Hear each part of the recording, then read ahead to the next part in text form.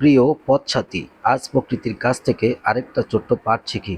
আপনি কি জানেন সূর্যমুখী ফুল কেন সূর্যের দিকে মুখ করে থাকে? আসলে অল্প বয়সী সূর্যমুখী গাছ সূর্যের অবস্থান অনুযায়ী ধীরে ধীরে পূর্ব থেকে পশ্চিমে ঘুরে যায়। এই প্রক্রিয়াকালকে বলা হয় হেলিওট্রফিজম।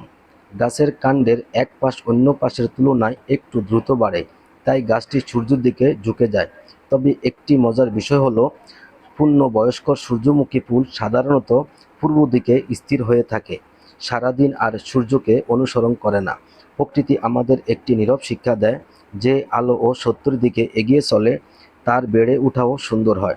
মানুষের জীবনেও জ্ঞান, সততা ও সৎ কাজের দিকে মনোযোগ দিলে চরিত্র ধীরে ধীরে আরও সুন্দর হয়ে ওঠে। আপনার মতে মানুষের জীবনে সবচেয়ে বড় আলো কী? মন্তব্যে আপনার মতামত জানাবেন। প্রিয় পথসাথী, ভালো থাকবেন, নিজের খেয়াল রাখবেন। আবার দেখা হবে প্রকৃতির পাটে।